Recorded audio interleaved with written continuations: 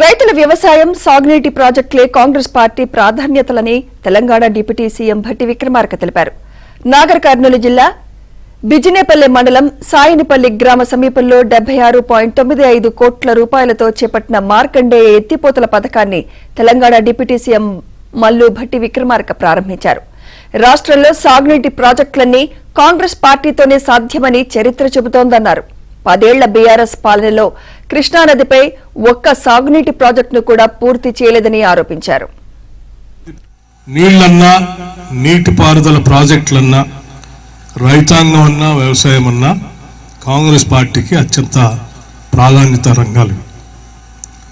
నీటిపారుదల ప్రాజెక్టులన్నింటినీ కూడా ఆధునిక దేవాలయాలని చెప్పి తొలి ప్రధాని పండిట్ జవహర్లాల్ నెహ్రూ గారు ఈ దేశంలో హరిత విప్లవం తీసుకొని రావటం కోసం వారు వేసినటువంటి పునాదులే ఈరోజు దేశాన్ని ముందుకు నడిపిస్తూ ఉన్నాయి.